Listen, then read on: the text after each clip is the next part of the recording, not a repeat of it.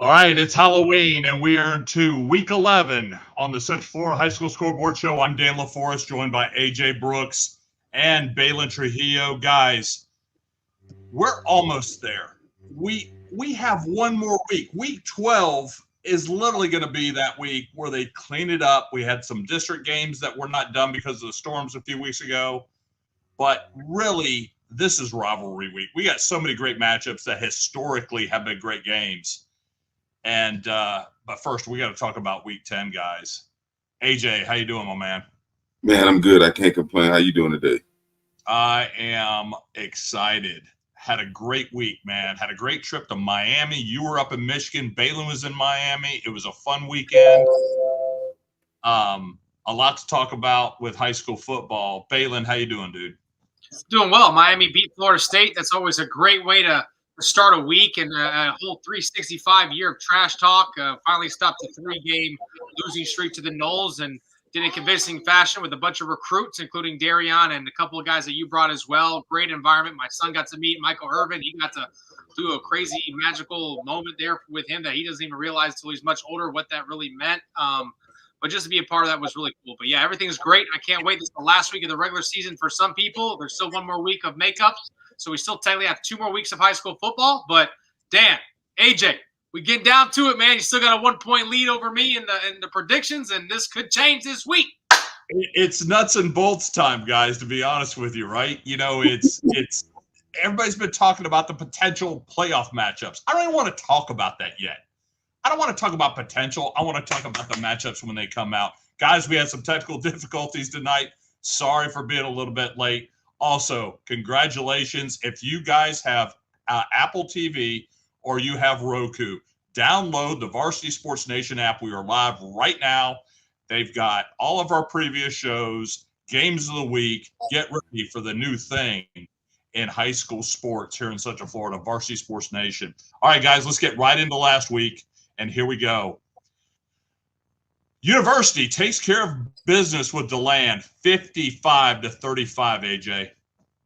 Yeah, DeLand is a good team. They're just young. I knew that University leadership, Malachi, Jermaine, Mr. May. I knew those boys would be ready to play, and they showed in convincing fashion. Baylin? This game was a lot closer than the score. Let's not get that wrong. It was actually 42-35 going into the fourth quarter, and University imposed their will like good teams do late in the game to seal the victory here. Great performance by Anthony May, senior running back, had 3 touchdowns in this matchup. DeLand, they fought, and I'm going to be honest with you. I don't remember too many teams putting up over 50 points on a Darlington defense. So that's really impressive for University, and great job. They got the win, and AJ got another win over me in predictions. Yeah, no doubt about it. And you mentioned Anthony May, senior running back, 14 carries, 238 yards, and 3 touchdowns. So obviously he carried that load. All right, Rockledge takes care of New Smyrna Beach, 24-10, improves to 6-10 or 6-2. AJ. Yep. It was a good ball game. T-Ron and the boys were able to win over Coach Wilkerson. But New Smyrna, just looking at their schedule, they beat all the teams that they were supposed to beat. But I knew when they would face Rockledge that it would be a challenge. Rockledge proved to be a little too much. So congratulations to the Raiders. Baylin, Jalen Bradley, the junior running back, was the workhorse, man. 31 carries in this game, 202 yards and 2 touchdowns. Yes, sir. Had a great game for Rockledge. I'm telling you what, guys, Rockledge is district champions, and this is T-Rone's first year as a head coach, already a district champion. Obviously, it helps with Jordan, the quarterback he transferred there. And, he's done a really good job. We're not really talking about him and what he's done for that offense, but they're clicking each and every week. They're 6-2. Their 2 losses are against powerhouses. So they're definitely battle tested, whereas New Smyrna have kind of eased their way to a 6-1 record before this matchup, and they got beat up pretty good here in a 2-score loss here as their coach just won their 200th game. But great job, Rockets. Great job, T-Ron, and shout out to Jordan, the quarterback. All right, Flagler, Palm Coast. They've been quiet. I mean, this has been a quiet. Nobody's really talked about this. Is 7-1. Take care of Spruce Creek, 50-39, AJ. Yeah, I thought Spruce Creek had found their rhythm, so to speak. But Flagler Palm Coast is a tough ball club. I think Flagler's only loss wasn't it the EG? It might have been. I think it was to EG. It might have been to O'Galley. Yeah, but Flagler is a good team. You see the quarterback Hayden Hayes. He had 362 yards and 6 touchdowns. So anytime your signal caller can account for 6 touchdowns, you probably gonna win the game. So congrats to Flagler Palm Coast. Spruce Creek should be able to get back in the winning ways, and we'll see what they do in the playoffs. Baylin. Yeah, I mean, this was shocking. I'll say that. We obviously did not see this coming. I thought Spruce Creek was, had some momentum going in there, but Flagler Palm Coast with their only loss, again to a powerhouse. I just didn't think their schedule was strong enough like Spruce Creek, and boy, was I wrong on this one. So great job, Hayden Hayes. He leads that area in passing and touchdowns and yardage, and he's having a heck of a senior year. And I tell you, Palm Coast, AJ, was actually their only loss was to University. Yeah, it was University. Yeah, I knew it was one of the teams. Yeah, University. And I tell you, that's pretty impressive to have 16 completions and 6 touchdown guys. All right, Osceola, Lake Wales was 0-3 in Central Florida. The Cowboys take care of business, 28-17. AJ. Yeah, Cowboy Nation. I sincerely apologize for doubting you guys. Lake Wales. They hadn't lost a game in 2-3 years. Now they done lost 3, messing around with Orange and Seminole County teams, and Osceola. So Central Florida. But Osceola played good. Jeff Banks was lights out. 8 tackles, had a punt block return for a touchdown. I think Chick had 171 yards off of like 17 carries. Osceola, they did what they did. Robert Lee, linebacker, he had 9 tackles, 2 TFL. So it was a total team win by them. So yeah, good job, EP and the boys. Yeah, Baylin, man, this Jeff Banks, the senior defensive back, 8 tackles, had a block punt, fumble recovery. Yeah, this was shocking. Lake Wales, emotional loss the week before to Jones. Obviously, everything on the line as far as home field advantage, district championship. They played him pretty well. Jones did have control of the football game, but I thought in the response to this at home, I just didn't think Osceola could really fare, offensively with Lake Wales. And boy, was I wrong, obviously. And Osceola, this is a massive win for them. I don't even think they realize how big of a win this is just for this area and the Polk County, Osceola County pipeline there. And great job to the Cowboys. And a lot of that had to do with Jeff Banks' performance. Obviously, when you have a performance like that and you have special teams involved, you're probably going to win a lot of games, especially with an offensive juggernaut like Osceola, which is going to kill about 8 minutes per possession. You give them any type of life on special teams and defensively, they're going to be hard to beat. And especially going up 2 scores, you can't. There's not enough time to really work with in this type of deal. So great job to Osceola. This is a massive win. Yeah, and I think Osceola is back on track for the playoffs now. Tough defense, pounding the rock. They're about to Osceola football. And guys, think about this. Fine tuning right now. Think about this. Their only 2 losses is to Lake Mary and Jones. Yeah. I mean, come on. These are 2 powerhouses who now are ranked. It's time to hit. It's time to shift into third gear. And I tell you, Coach Pinellas has got these guys fired up. Yeah. All right, guys. Melbourne Central Catholic edges out OCP 51-42. AJ. I mean, this game was closer than I expected. A 9-point victory is I guess a convincing victory in football. But I thought that MCC would win this game by at least 2 or 3 touchdowns. So shout out to OCP for playing hard. But I just thought that MCC were the better team. They had more talent on the roster. No disrespect. And they proved it by coming out victorious. Baylin, Brogan McNabb, the junior quarterback, did it with his arm and his legs, 193 yards in the air and 128 yards on the ground. Yeah, well, that's exactly, again, the score never really dictates really what the game was. I talked to Brogan after the game, and OCP threw a Hail Mary the last play of the game, and they scored. So technically this game could have been 51-35, which would have gave us those 2 score victory there for MCC. So OCP did make it look close on the scoreboard with their late touchdown, literally on the last play of the game. But, needless to say, I did think MCC was a better team. They had the better, I just think, skill positions out of every position. Brogan Nad's an elite quarterback. He's got over 8, Division I offers as a quarterback. So this kid's the real deal, and it's hard to stop him, especially when you're talking about private schools. So really the only team to contain him was TFA, and we know that they're the real deal. So other than that, MCC seems to be rolling right now, and they might have to see TFA again in the playoffs, maybe in the second or third round. So it'll be interesting. But yeah, MCC, great job. All right. Lake Minneola falls in a close one to South Lake, 28-24, AJ. Yeah, it was a close game, but South Lake got that get back from all those years in the past. I know it felt good to finally beat Lake Minneola. Lake Minneola is having a rebound season, so to speak. A lot of kids shifted out of the program, new coach.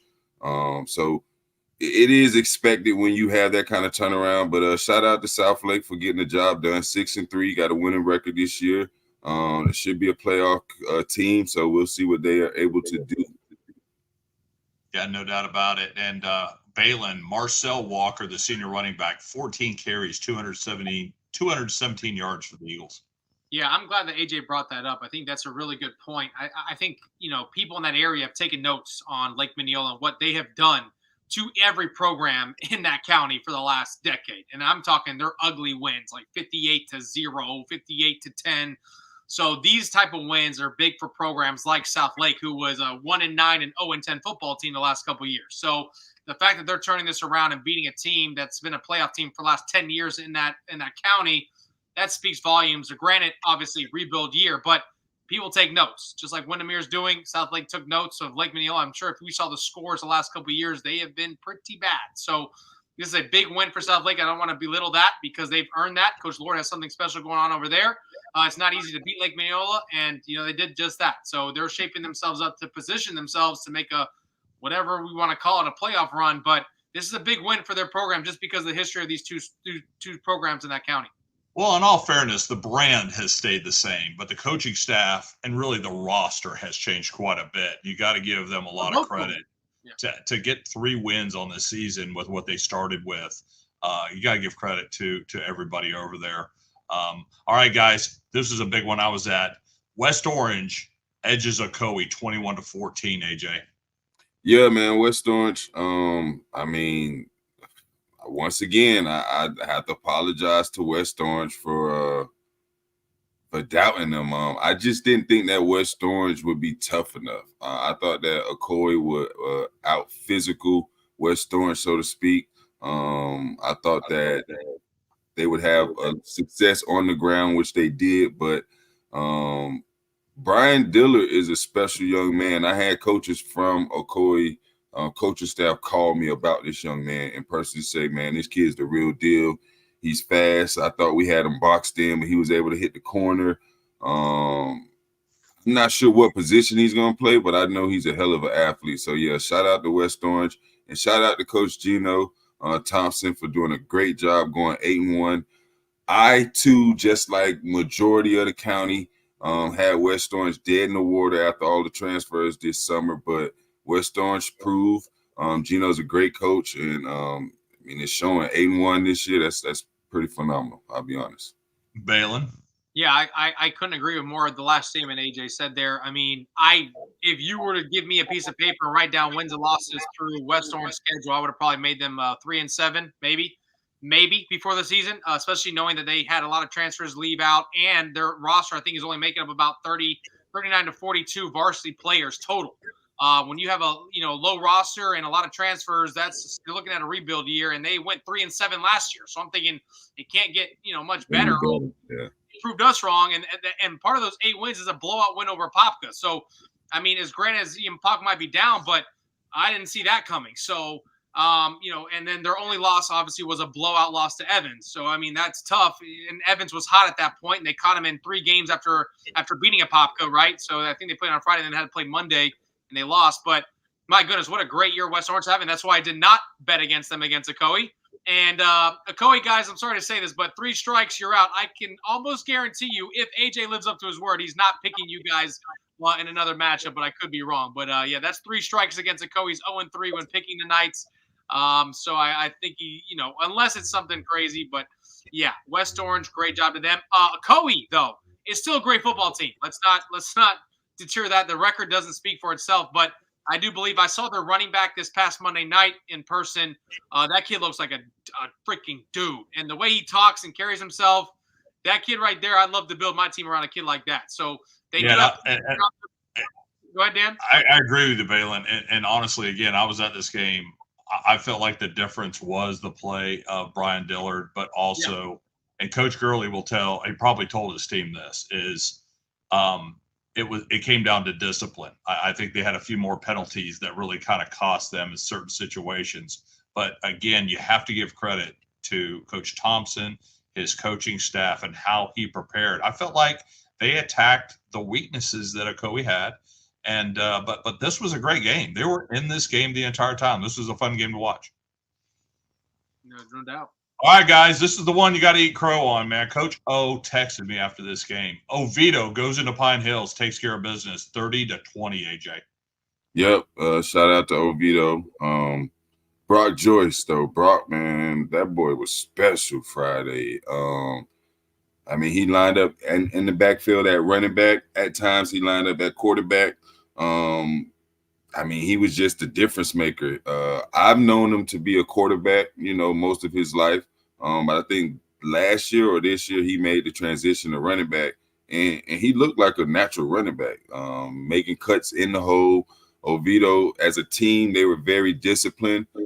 They were able to withstand a late surge from Evans. Evans got it within a 1-score game. I think it was 23 or 20-23. They were down, and they had the ball with 2 minutes to go on their own 20-yard line, and unfortunately, they threw an interception, and that kind of ended the ball game. But yeah, shout out to Oviedo. They deserve all the credit. They played wonderful. So yeah, good job, Oviedo. Baylin? Yeah, I heard. I had to figure out how this even happened, to be honest with you. I did not see this coming. Great job to Oviedo. I knew they can score. I just didn't think – I saw them one time in person. It was against Lake Mary, and Lake Mary had their way against Oviedo pretty easily, and it looked like a JV football team out there, especially special teams-wise. So they've cleaned up some things. But guess what? That was the storyline that I got from a lot of people that I talked to, that special teams played a big part for Oviedo in this matchup. I think Evans muffed 2 punts, which gave them great field position. You can't give an offense with good field position or you're going to lose, especially against a team like Oviedo, who's proven that they can score. So Evans shot themselves in the foot here. I think if you take away those 2 punts, which clearly there was a stop, there's 2 stops there. This could have been a little different, but you can't give a good team good field position. So I kind of had to get the story here, because when seeing the score, I'm like, to score 30 points on Evans is pretty tough. Unless you have a legit quarterback, which what Lake Mary did to Evans, and then what Darion did with Jones, which only was 28. But Brock Joyce, special talent. I like AJ said, I remember him as a quarterback, transferring from a couple of schools, but 3 touchdowns in this. He is what I would consider the David Parks of Seminole for Oviedo. He does everything for them. He can play in multiple different positions. They have a receiver, quarterback, running back, tight end. He can play probably safety, linebacker. I mean, I don't know. You can throw him everywhere. But Vito has a special talent in Brock Joyce, and clearly he was a difference maker in here. But special teams played a big part in this upset for me. And I agree. I tell you what, I think we all had questions about Oviedo at the beginning of the season. They graduated a lot of talent last year. But again, credit to Coach Odierno and his staff and developing the guys that they have there, and so much talent there. We recognized Chance Mixon at the Orlando Touchdown Club, the other running back for the Lions. So they've got guys that can play football, and right now they are peaking at the right time, get ready for the playoffs. All right, this was a heartbreaker for the Huskies. Seminole goes in without a quarterback and wins 42-7. AJ, Anthony Gay has been that slot receiver for the Noles all year long. But when you lose both your quarterbacks, you ask your athletes to step up, and he did that in a big way. Yeah, he did. Little Gator. He's always been a terrific athlete. Ever since I saw him in Little League, he's a Little League legend. Like literally a legend. So I'm not surprised. He's been on varsity he'll be a 4-year varsity player. Contributed as a freshman at Wakava. So to see him put up these kind of numbers, obviously you see the 17 carries for 176, so you know that's Wildcat style. But the 4 for 4 for 120 yards, he showed a little bit of quarterback skill there. So yeah, shout out to Seminole. Good job by them. See if they could get healthy heading into the playoffs so they can make a playoff run themselves. Baylin? Very impressive. I mean, what better person to step in with no quarterback than the offensive coordinator's son? So he should know the playbook in and out. There's no excuse there, and he performed at a high level. I mean, when you go 100% in a football game, over 100 yards, and score 3 touchdowns, this is pretty impressive. And we both called that Seminoles going to win this game. I don't know what Haggerty was thinking, giving them any type of clipboard material by putting Seminole as their senior night. I would have never done it, but wow, this wasn't even close. Great job to Seminole. I think that helps them get healthy, having multiple people sit out and just kind of rest in a game like this. And I think they're going to prepare themselves well heading into the playoffs. All right, that leaves Baylin 5-9 on the week. AJ 5-9 on the week. Wait. There's only 9 games we chose. How is that possible? He meant 5-4. 5-4. Sorry, 5-4 on the week. 5-4 on the week. Again, guys. 5 wins of 9 games. There you go. I did get the win-loss correct here, but 5-4 on the week. And guys, we're going to take a quick break. When we come back, we've got our dudes of the week and our new top 10. You're watching the Central Florida High School Scoreboard Show. We'll be back right after this.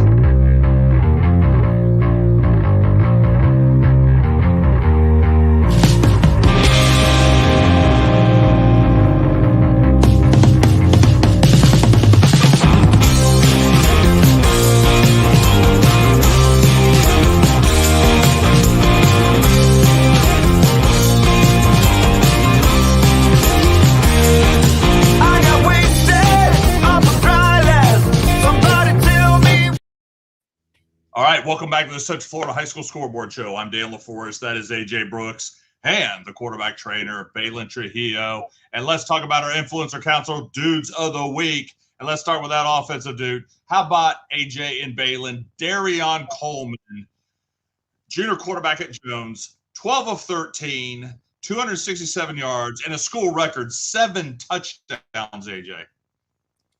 Yeah, DC, I mean, he the real deal. We all know it. But to go 12 for 13, 7 touchdowns in 1 half. I mean, Coach Will, called the dogs off, and the JV played majority of the second half, or the whole second half, so to speak. But if he plays the whole game, there's not a doubt that he throws for at least 10 to 12 touchdowns. But shout out to DC, great game, great talent. Just stay focused, keep your head on straight. And, yeah, good job, my boy. And Baylin, he was grinning quite a bit down in Miami on Saturday, wasn't he? Yeah, I mean, the best part about this was the night before he attended his first Hurricane game as a recruit and a commit. So there was a lot of buzz around Darion when we showed up on campus and we checked in, and then the players' lounge. I mean, people are trying to take pictures with him. They know he's the star. He was the only quarterback in attendance there from both the 25 and the 26 class. He's obviously committed. So he got all the attention, and it was really cool to see and experience that with him, especially with his first game as a Hurricane commit at Miami against Florida State in another win. But what's impressive about Darion here is his completion percentage. And if you guys watch the highlights of this game, this wasn't like throwing a 2-yard screen to Larry or a 10-yard dig route to Vernell and they're just taking it to the house. No, he was putting some things on the money. We're talking 60 yards downfield post routes on double coverage where he just out threw everybody. He did a corner route perfect in the back of the end zone. Like, this arm talent is crazy, guys. It was 70-0 at halftime. And I've been doing this show with Heath Ziegler and Dan for the last, I would say, 7, 8 years. He's the first player to win 2 awards in the same category in 1 year. We like to spread the wealth, but there was no way you can look at this performance and say you can't not be our dude of the week. 12, 13, 267, 7 touchdowns, which is a program record at Jones. He was also the dude of the week against Osceola when he threw over 500 yards and 4 touchdowns in that victory. So, Darion Coleman, go Canes. Proud of you, kid, and I love you. All right, guys, defensive dude. Shakai Scott, the junior free safety at West Orange, had 8 tackles, a tackle for a loss, and an interception, Baylin. Yeah, special talent. He's a big reason on why West Orange did beat up on Ocoee this week. Not beat up, 7-point win, but it's still an impressive win. He had an interception, 8 tackles here. Mr. Scott, sir, you had yourself a night. Great job and great victory. AJ, this guy's a pretty special talent. Look at that big smile on his face.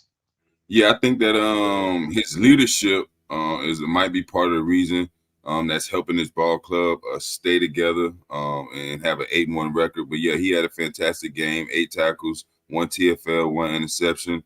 I mean, those are game-winning plays, and congratulations to you, man.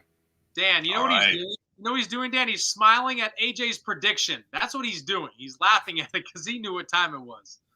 It could be. It very well could be. And we're going to see because we got a big game with West Orange coming up here in a few minutes. All right, special teams dude, it's Jeff Banks, the senior DB out of Osceola. Had that big punt block for a touchdown, AJ. Yeah, Jeff, really, he could have been the defensive or special teams player of the week. He played so well. But, yeah, having a punt block, anytime you make a score on special teams, 9 times out of 10, you're going to be in the running for dude of the week. So, yeah, shout out to Jeff. He's a terrific ball player. I think he's the leader on the back end of that defense at the safety position. So, yeah, he's a terrific talent. Good job, Jeff. Congratulations to our Influencer Council dudes of the week. Guys, let's get right into our new top 10. Baylin, take it away.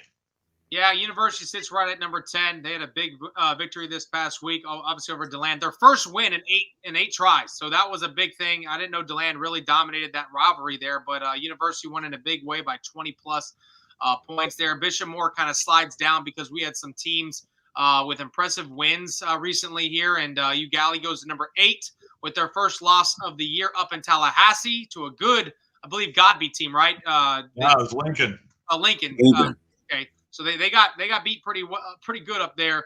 It's a great program. 7, Seminole. Number 6, Dr. Phillips. Number 5, Cocoa. Lake Mary's at 4. Edgewater's proven at 3. Number 2, TFA. And number 1 is Jones. Yeah, I tell you what. Then we got our private schools, our top 3. Baylin, go ahead and hit those. Yeah, MCC. They're right there at number 2. Masters Academy number 1. Mount Dora Christian's in there because of their record. They still have to prove a little bit, and they're going to have a nice little test in probably the state championship against Masters in a rematch. But Masters has Lake Highland Prep, which, they could have slid in our top 3. Though I didn't realize how good they were. They're 6-2, and they play Masters this Friday in the first round of the playoffs in the SSAC. So Lake Highland Prep should probably be there if we had a 4 slot. But right now, the top 3 teams is what you look at here. All right, guys. Well, listen, that is our top 10 for week 11, Baylin. I had to make the correction on the graphic. Guys, when we come back, we're going to get right into week 11. You're watching we're going to get our predictions. You're watching the Central Florida High School Scoreboard Show. We'll be back right after this.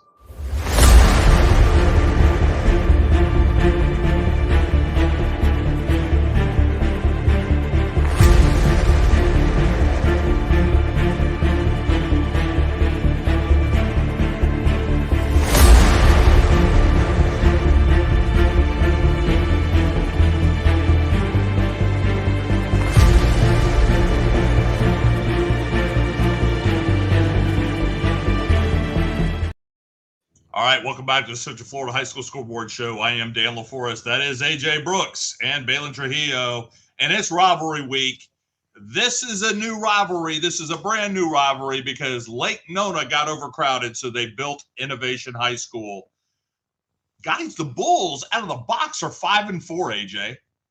Yeah, man.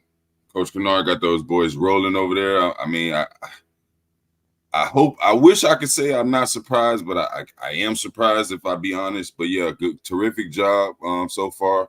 But I like Lake Nona. I think Lake Nona will take care of this ball game come Friday, and I like Lake Nona to win. Baylin?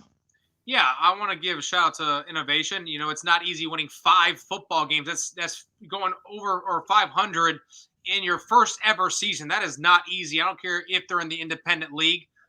Where they're playing teams probably to their caliber, but they don't have a single senior on that program. So when you put that in perspective, that's pretty impressive going 5-4 and having a lot of youth out there, probably mostly freshmen and sophomores, winning you those 5 games against teams that have been around for a long time. So great job, Innovation. But Friday night. This game will not be close. This will be a mollywop fashion. This will be over probably by halftime. I think Michael Dove has a great game. He probably counts for 4 more touchdowns.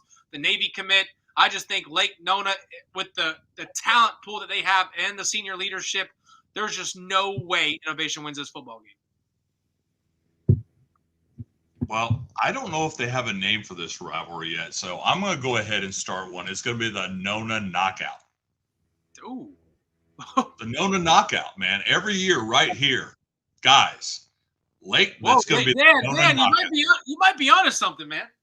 I'm telling you, we're gonna fast forward to year 2 and see if the Nona Knockout takes fire down in Eastern Orange County. All right, guys, the Barbecue Bowl. Rockledge is 6-2, is going into Cocoa. Cocoa has won 4 of the last 5 of this game, and like 15 of the last 20. AJ.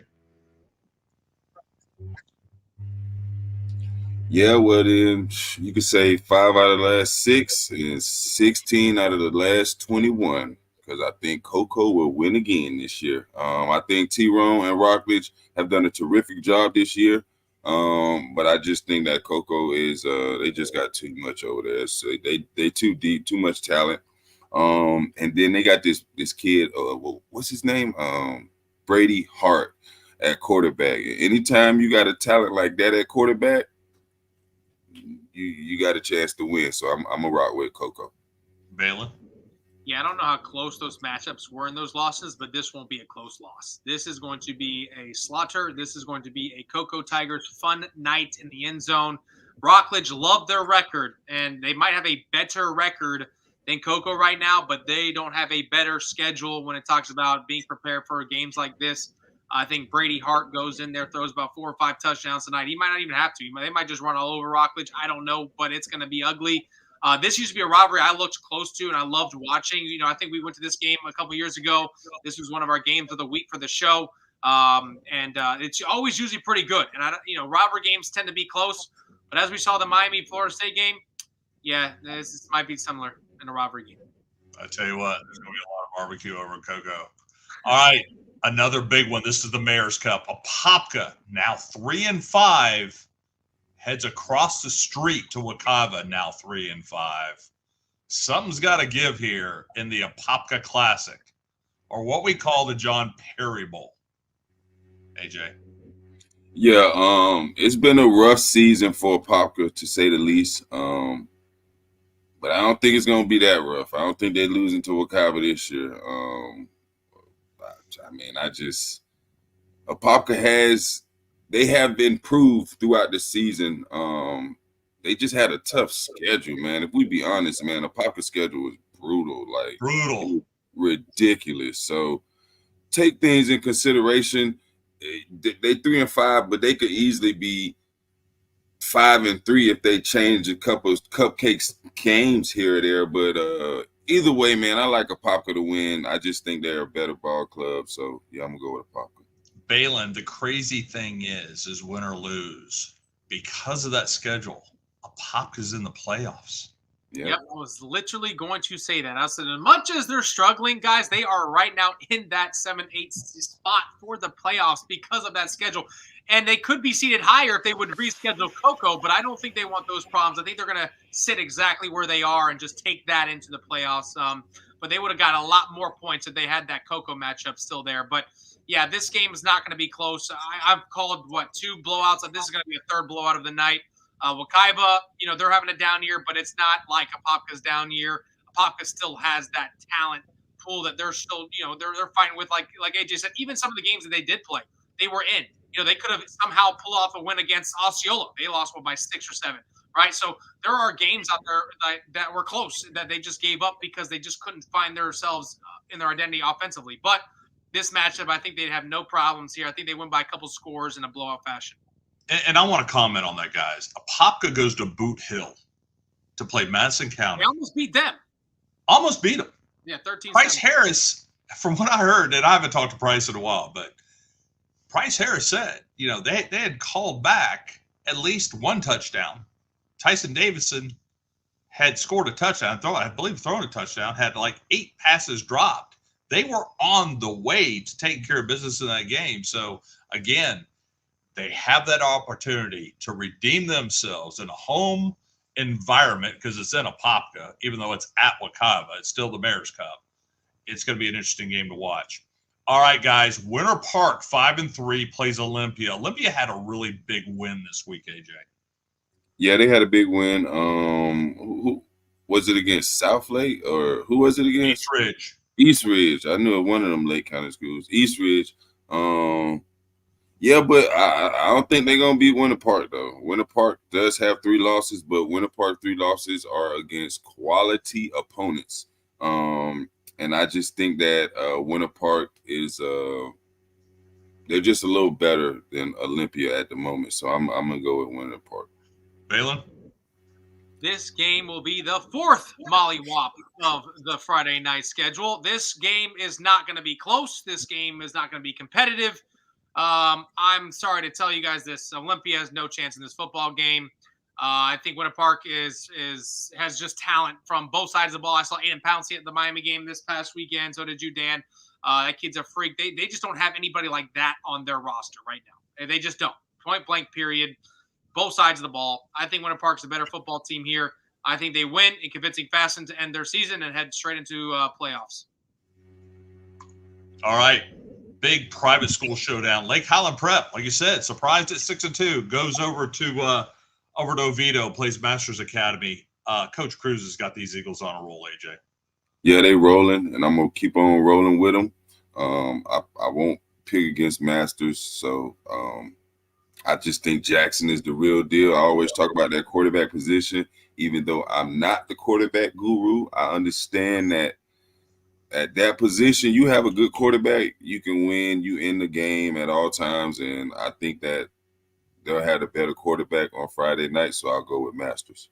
And Baylin, they got so much balance on that offense. If Jackson's not throwing for 5, their running back's running for over 200 yards. Yep, and that's exactly what's going to happen on Friday night. This will be another mollywop on the agenda. Every game will be a blowout that I've picked, I think. And Lake Highland, great season. It ends Friday night. Great job, guys. Well, we only have a few more games. You guys haven't picked against each other yet, so I must have done a really bad job putting together school. It's just the way the games are. Games here, man. All right, Leesburg. This is the big one in Lake County. Leesburg at 6-3 goes into Groveland to take on those South Lake Eagles. Both 6-3 programs, AJ. Yeah, both 6-3 programs, but I think Leesburg. I'm gonna let Baylin say it, but I think this game gonna get ugly. I think Leesburg, the talent discrepancy will prove to be too much. I love everything about what Coach Lord is doing at South Lake, but yeah, Leesburg. I think these boys finna have fun Friday, so I'm gonna take Leesburg. Baylin? There will be a party in the end zone at Leesburg on Friday. It's going to get ugly, and I'll say it for AJ. This will be a mollywop. I tell you what, 2 great coaches in Frank Scott and Brad Lord facing off. It's going to be a fun one to see. All right, big one. This is a big one. West Orange 8-1, going across the street to play Dr. Phillips 7-1. There's a lot of talent on the field here, guys. It looks like both of you are favoring the Panthers this week on this, AJ. Yeah, it's a lot of talent. I just recognize West Orange and Coach Gino for the job that he has done. But he got to go against one of them boys, Coach Wells. You know, he is one of the few coaches in Central Florida that has a state championship. So he's proved to be a great coach himself. He too has a good quarterback in Stanley Anderson with a lot of weapons around him. So I think that Dr. Phillips' leadership, they got a lot of seniors on their team. West Orange, they babies, so they young boys. And I think that Dr. Phillips' senior leadership will lead them to victory. I don't know if it's going to be a mollywop, but I do think Dr. Phillips will win by 10 to 14 points. Baylin, both these teams are going to be seated really high in their regions. Yeah, no doubt about it. And I think this is arguably the best matchup we have other than probably our game of the week that's competitive. I think, again, like I mentioned before, I think all the other games are going to be blowouts either way. But this one's going to be very competitive. I'm excited about, the outcome of this football game. I know Dr. Phillips still can't get out of their mind what happened when Trevor Jackson threw up a 70-yard prayer to beat them at home. I don't think this game comes down to something like that. But man, I am excited for this matchup. I think that Brian Dillard still has a great game. There's not a single team other than Evans that has contained him. Then you have, if things aren't working that way, maybe they throw in AJ Chung and he goes out there and throws a couple of touchdowns. So they have a couple different young pieces that have contributed to their 8-1 record. But I just think overall, Dr. Phillips, the senior leadership with Stanley Anderson and company, I think that they get things rolling. It's Rodney Wells' birthday weekend, so I know that there's going to be some extra excitement there, and I think that's going to carry on to the momentum on Friday night, which is going to probably propel them to a close victory. All right, the Battle of the Barrel. Boon at 5-3 heads over to College Park to take on those Eagles at 7-2. AJ. Yep. They're gonna go on to College Park, and then they're gonna probably lose in College Park because I like Edgewater. Edgewater doesn't lose at home a lot. I've already saw them lost at home once this year to TFA, which was a surprising loss at the time. And even that game, Edgewater had that game. I like Edgewater. Everything about Edgewater. Ever since the slow start, so to speak, at the beginning of the season, they've been on the road and they've been blowing everybody out. And I think they're going to blow Boon out too. So I'm going with Edgewater. Let's go Eagles.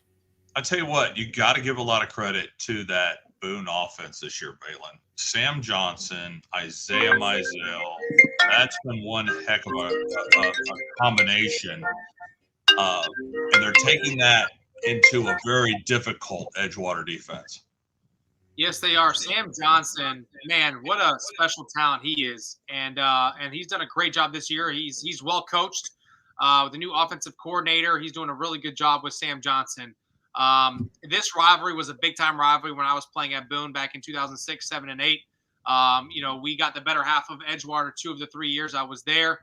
They did beat us our junior year, but we still ended up going to the state semifinals and losing to Seminole. But this is one of the best rivalries in Orlando from a historical standpoint, as far as where they both started. I believe, my middle school, Howard Middle School, was the big outstanding high school, and a lot of those teams, or a lot of these programs, these two programs were there, and then they split up and created their own high schools, which was Boone and then Edgewater. So there's a lot of bad blood here. They have the Battle of the Barrel. There's been a lot of crazy stunts that kids have pulled off during this type of week for rivalry week, but there's no chance Boone High School beats Edgewater at home. Their only 2 losses, which is crazy how we said Edgewater had a slow start. Well, their 2 losses early on were Jones and TFA, who are now our 1 and 2 teams, and they are our 3rd team for that reason. So they blew out Dr. Phillips. Wasn't even competitive. Dr. Phillips blew out Boone in their kickoff classic or whatever game they played in. I think Edgewater rolls at home. They are playing mad, angry. They have, just like that dang logo looks like, they're coming in full force. I'm not going to make the same mistake twice. I'm not picking against Edgewaters here. And they continue to add on to their, I believe there's a little win streak here for the Edgewater Eagles over Boone. Yeah, I think it's like the last 5 or 6 Edgewaters won here. And I have to go back and check. But if I remember correctly, it's been at least the last 5. But all right, guys, the last one. Bishop Moore at 8-1 heads over to Lake Mary at 7-2. 2 outstanding quarterbacks here in Central Florida going to face off. Baylin thought that I was going to pick Bishop Moore, and it breaks my heart that I did not pick Bishop Moore. But honestly, man, I got a lot of respect for Lake Mary. Their defense is very, very talented. They also have a very talented quarterback, Noah Grubbs, and he has weapons. Isaiah Thomas at running back is one of the most underrated running backs in the area. He's the real deal.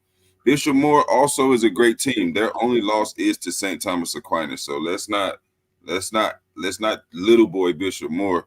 But I just think that Lake Mary, I just think that it'll be a little bit too much. But I do think it'll be competitive. Ain't gonna be no mollywop and all of that, none of that nonsense.